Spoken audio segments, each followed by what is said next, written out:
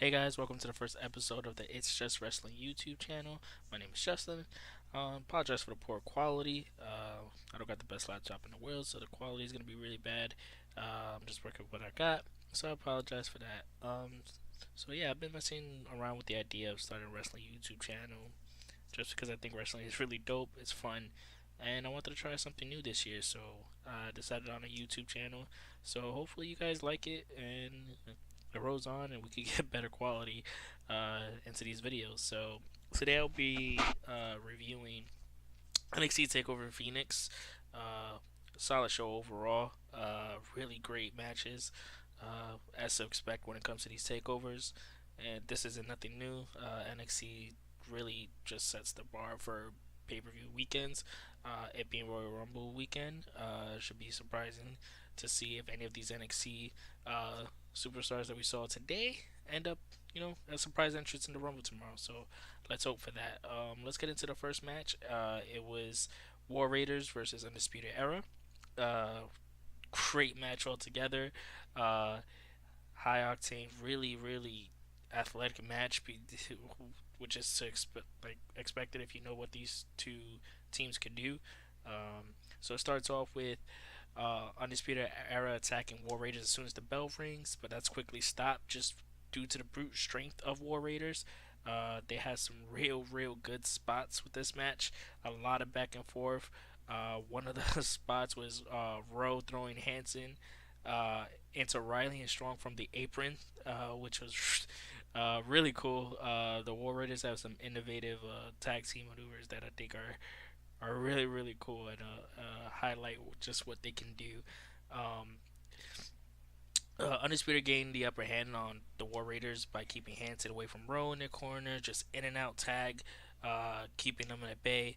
Um, Eventually, Hanson gets the hot tag into Rowe, and Rowe goes off on both Strong and O'Reilly. He even throws uh, Roderick Strong into Kyle O'Reilly after a tilt the world gutbuster. So he twisted him, drove his knee into his gut, and then saw O'Reilly coming and just threw threw Strong into O'Reilly. Sorry. That just really innovative, cool spots in this match. Um, the Undisputed Era gained the upper hand after Hanson goes for a suicide dive and misses. So it allows both Roderick Strong and Kyle O'Reilly to go and double team Rowe for a real long time until finally Hanson gets back up, gets a hot tag in, goes off on the Undisputed Era again. Uh, um, really back and forth action between these two. Like I said, there was one spot where Roderick Strong superplexes Hanson from the top rope, and right after Kyle O'Reilly just a beautiful diving knee into Hanson. The match was just full of great back and forth action, reversals, near falls. Um, Eventually, to the high points of the match, Hanson that both Kyle O'Reilly and Roderick Strong hit their finisher, but they actually kick out. One of the War Raiders kicks out. They go for it again, and Hanson dodges this what they call the high low by cartwheeling out the way, and they ended up hitting their finisher for on O'Reilly for the win, and the War Raiders are now your new NXT champions. If you're a fan of tag team wrestling, I definitely would recommend you just give this match a try because it's just a fun match overall together. Um, so we'll see what that. I wonder where this is gonna go. I don't know. I don't think Undisputed Era will be getting called up anytime soon. I still think they have a lot to do in NXT. Maybe after WrestleMania weekend. Maybe not. Maybe they save that for SummerSlam. Uh, it's just a really they still have a lot to do, and I don't think this would be their swan song, especially since Adam Cole didn't appear on the show. Neither did Bobby Fish. So Yeah, I don't think Undisputed Era is just done yet. So War Raiders are your new NXT Tag Champs. I'm expecting this feud to go a little bit longer, um, maybe till WrestleMania weekend, and we have a rematch for the Tag Team Champs. Because right now there's no other Tag Team Champs really in the mix. Um, that seem credible to dethrone War Raiders besides Undisputed Era. I know Danny Burch and Oney Lorcan are racking up some wins. You have Marcel Bartel and Eichner doing their thing, Street Profits.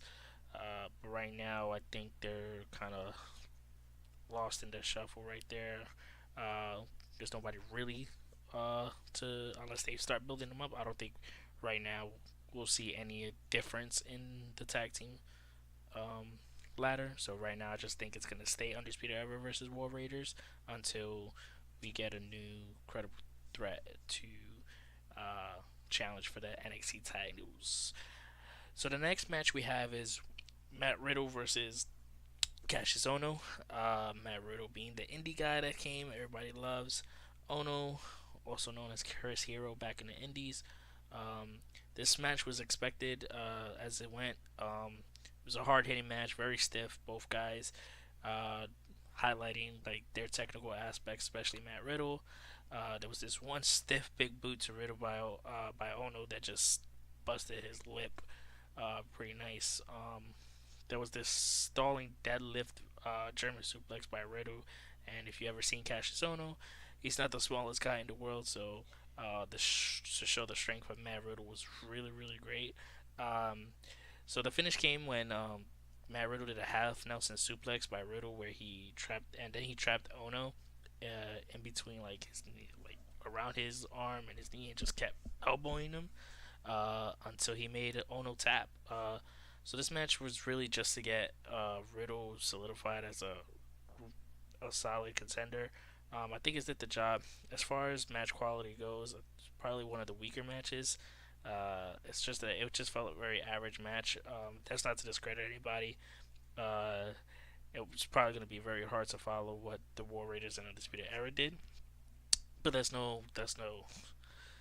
to take a jab at it. Like Matt Riddle and Cassius Ohno, I think they really did what they could. And this is just the beginning for Matt Riddle. I think he's going to be the main event player soon. That's what they're going to build him up for. They put a lot of hype into him, and Cassius Ohno being that gatekeeper role, I think it's natural that he went over. So yeah, I think it was just a solid show and did it what he needs to do. Show that Riddle could take a beating and still come out on top and still look strong. Um, so I'm assuming I don't really know what's next for Riddle, but my guess it will probably be put into um, maybe the North American picture, maybe sooner rather than later. Um, so we'll see.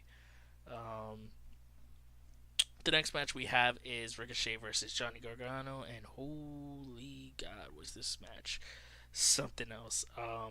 The way I love the way this match started off. Uh, Both guys started off very technical. Not something you would expect from a Ricochet match if you're familiar.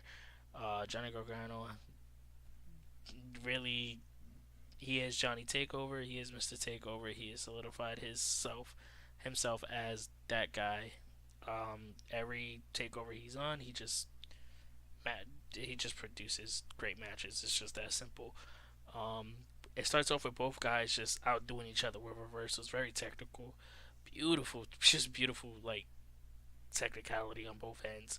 Um, Ricochet hit a corner backflip to the outside, so he had sent Gargano outside, and while Gargano was outside, Ricochet goes to the apron, looks at him, and just runs to the post and backflips off of it. Just beautiful. It was really good. They go a little bit back and forth. Ricochet goes for Hurricanrana. Johnny Gargano stops it and swipes his feet on the road, causing Ricochet to go face first into the turnbuckle, uh, allowing allowing Gargano to get the upper hand for a little bit. Um, One of the biggest spots came when Ricochet reverses Gargano's DDT. So that slingshot DDT that Gargano does. He went for it, and Ricochet just caught him and like lifted him up and threw him outside. Johnny landed hard though on his ribs to the apron. Little concerning, but seemed to be okay. Because literally seconds after, Ricochet um, runs and flips over the top rope, landing on top of uh, Gargano. And this is where it just it picks off. It just picks up from here. There was so many good like technical aspects of just going back and forth, knee strikes, counters to different maneuvers. At this point, the crowd were going crazy. This is probably match of the night, I think, for me. Um, they did a little callback to the Ciampa Gargano matches where Gargano rips open the mats, exposing the concrete, leaves it. Um, Another huge spot from Ricochet was he has sent Gargano rolls outside and realizes that uh, Ricochet was gonna go after him, so he jumps outside to the far corner of the ring post. He's outside. He's by the barricade. So Ricochet just shrugs it off, runs, and just flips right over the turnbuckle onto Gargano. Uh, He's so good. So right after he hits that, Gargano would after jumping over the turnbuckle, he rolls him into the ring and hits a 450. But for the pin, but Gargano kicks out at 2. Um, After that, Ricochet goes for a shooting star press, but Gargano puts his knees up and reverses into a small package. Just beautiful near falls that really like, oh, that really got you. Like you hit a lot of, I jumped for a lot of them. It was really good. Um, and spot at so many spots that it's hard to like just break it down. This is You need to see this match if you didn't. So at one point, Gargano super kicks Ricochet outside of the ring, and he goes for when while Ricochet's outside, Gargano's going for a suicide dive. Ricochet catches him onto his shoulders and is about to go for a move, but while he's attempting, Gargano reverses it into a reverse hurricanrana and spikes him on the mat out on the outside, uh, just making the crowd go absolutely nuts. It was insane. Um, After that, after he rolls Ricochet back into the ring, he hits his slingshot DDT only for a 2 count, and it was the most. It was just a crazy kick out. Again, these near falls in this match were just so good. Um, After he didn't get only after he got the 2 count, he got mad at the referee. So he got mad and exposes that. That's why he gets mad and exposes the concrete on the mat and leaves it there. He rolls back into the ring and they have a little exchange. And Ricochet actually puts Gargano into his own submission. The Gargano escape, um, and luckily Gargano got out of it. They spill to the outside, and Gargano hits. I Looks like a suplex. It looked like a brainbuster, but it most likely a suplex onto the concrete, and the sound that made was, ooh, was so bad. Um, yeah, that was probably the worst spot in this match, cause it just sounded bad. It was amazing. After he hit that suplex on the concrete, Gargano rolls Ricochet back in, does his slingshot DDT, and now Johnny Gargano is your new NXT North American Champion after a hell of a match. My description is probably not going to make it any better, but you guys need to see this match for sure. It's probably the best match of the night.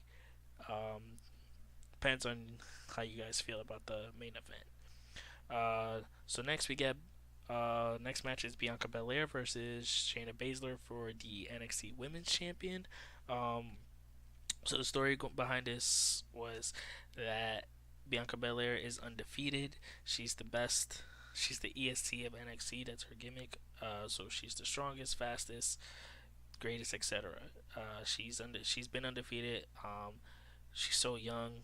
She's I think 25, 26 around there. I'm not too sure, but she got a hell of a future because she's definitely a favorite and one to look out for in the coming years and for the NXT Women's division. She's probably gonna be on top for a while. Um, so it starts off with a beginning little show of strength between both of them, but Baszler quickly takes advantage.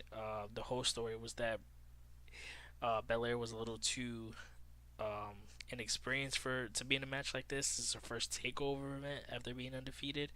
Um, she's never been in the spotlight this type of match, and it showed. At least that story showed. Baszler was taking control after she ran. Baszler took control after she took Bianca and rammed her into a post and messed with her shoulder. And after that, it was Baszler taking control a lot through ground and pound. She did her signature hand stomp, really, really targeting uh, the shoulder, the injured shoulder of Belair. She really showed the inexperience or the way the match was laid out. Really showed that Belair hadn't been in a situation like this. She was inexperienced. She may have been bitten off a little more than she could chew, but um, that doesn't mean Bianca didn't get in the offense that she needed. She definitely made a comeback. Um, After a taunting by Shayna Baszler, Bianca slaps a pretty loud slap to Shayna, and the momentum shifts from there. So after a little bit back and forth, Bianca uses her hair to her hair whip to Shayna, leaving a nice little gash on Shayna's rib. Because if you know what Walter chops sound like, it sounded like that. So you can imagine how it felt. Uh, so there's a little back and forth, and Shayna actually throws Bianca into the ref, knocking the referee down. This allows Shayna Baszler's teammates, the Four Horsewomen, Jessamine Duke and Shafira, to come in and try to go after Bianca, but Bianca fights them off. Bianca's able to hit the KOD, and but there's no referee, so she's definitely had longer than a 3 count, but there was no referee. So she realizes and she starts panicking, and she doesn't know what to do. Um, Shayna then makes a comeback and hits her finisher, the crew for the clutch, sinking it in real deep. The referee's starting to get back to her feet, and at this point, you think that oh, this is it. Bianca's gonna tap out. No, she just powers through and she reverses it, and she ends up reversing into this beautiful suplex where she kind of like moon like uh, made Shayna like from the back, brought it to the front and just suplexed her. It was really really good. Um,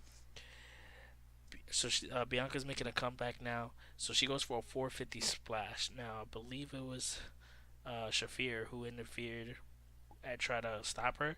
Uh, Bianca kicks her down, and she goes for the 450, but Shayna ends up reversing it into the core for the clutch, and again she has it in deep, and this time it stood longer.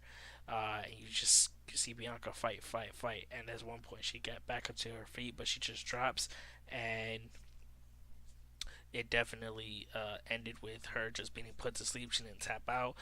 So the whole match was to get Bianca Belair over as a babyface and show that she belongs and she could be one of the top women division, and it did that.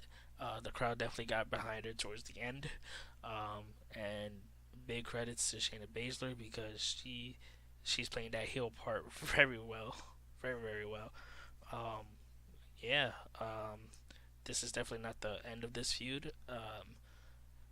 Maybe I believe my thoughts are gonna be where Shayna and Bianca go at it at WrestleMania weekend, and that's where Belair will be crowned new women's champion, and we'll see from there where it goes. It should be interesting. Um, and then after that match, we have the main event of the night, and this is Black versus Aleister Black versus Tommaso Ciampa for the NXT Championship. Yeah, magic between these two. Um, Match starts off with Alistair being very technical against Ciampa, getting the better of him, starting to annoy Ciampa a little bit. He's starting to get frustrated. Um, at one point, Alistair Black is going for a bit of a like a suplex, or DDT, and Ciampa just rolls out the ring. And while he rolls out the ring, Alistair Black runs and just flips over the top rope and hits Tommaso Ciampa. Hits Tommaso Ciampa, but in doing so, he tweaks his knee a little bit, and then Ciampa realizes that and starts to target that leg. He ends up smashing his leg against the steel steps, and from there on, it's just Ciampa like blood in the water for a shark, just taking it to his knee and smashing it. And if you know anything about Aleister Black, if you take out his legs, that's a lot of his power gone because his whole finish is the Black Mass, which is a spinning kick. Um, so definitely the storytelling was just great in this. Um, so Ciampa starts targeting the leg, and it allows him to gain the upper hand. Um, at one point, um, Ciampa takes a little break and rolls out the ring and drinks a bottle of water.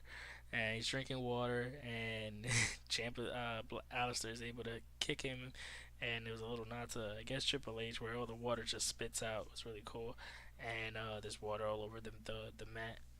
Um, so at one point they're back in the ring, and they have Ciampa set up on the turnbuckle, and Alistair runs and hits with a step up like kick, and both men crash to the outside. Just a lot of back and forth knee strikes between both of them.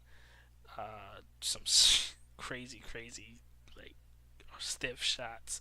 It was just really really good. At one point, Champa hits a cutter like a draping cutter, while Alistair Black was on the turnbuckle. Alice Champa went around, got onto the apron, and just like did a cutter onto the apron. It was really, really, really cool. Um, Champa at one point, there's a huge back and forth sequence, and it ended up leading to Alistair Black hitting a moonsault to the outside on Champa, allowing him to gain the upper hand for just a little bit. Uh, Champa actually, Alistair Black rolls Champa back into the outside, into the ring, and doing so, that bottle of water that was on the floor had split all over the floor, causing Alistair to slip a little bit, so it distracted him.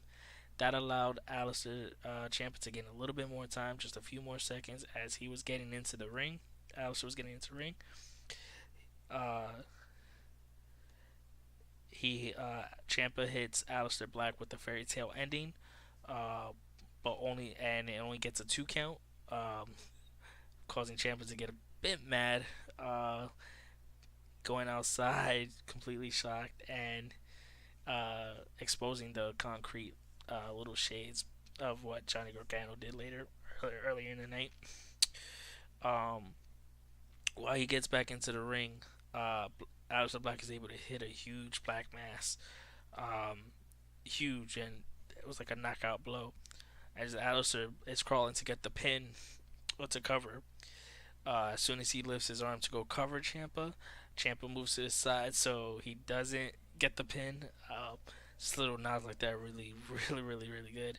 Um, so at this point, they're both going at it, and Aleister Black's leg is killing him. He goes for a kick and misses, and or no, where he goes for a kick, but he puts Champa puts the ref in the way, causing him to stop midway, and Champa rolls him up for schoolboy, but he rolls him up.